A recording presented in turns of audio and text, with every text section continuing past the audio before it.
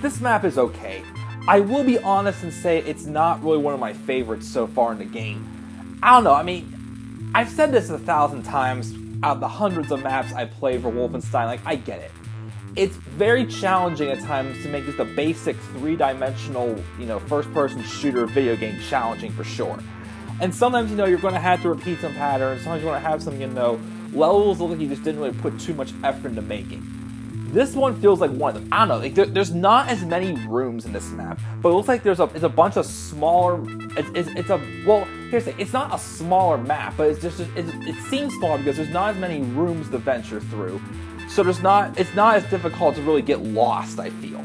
Some of the rooms can be misleading though. Like you feel like you're in just one small area when you go down the hallway, and there's these big hallways down further down, all these alcoves. There's a couple of rooms in this map that kind of seems that way. And of course, with the rooms, being very few, there's just a lot of enemies, of course, scattered throughout there. So the ambushes are definitely going to be pretty challenging. Luckily, since most of them are in long hallways, you have like alcoves to back into to be able to fight off the enemies.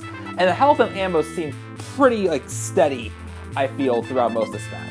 A tough part about this map also I want to mention is that beginning. Like, I hate that beginning because you have all those Schustaffels and other, guards behind those pillars. But you have the only other door you can go through to continue on the map where enemies are coming out of there too. Like, that part is super challenging. Like, I try to, fend them off and back off, but sometimes, you gotta be careful because, if you leave a guard into that door, they're gonna snipe you off from behind. So, if you want to try, get it done a little bit, cleaner, do what I did and just go into the room first, in that first room first, get off those easier enemies first, and then go back out and mow down the ones behind the pillars.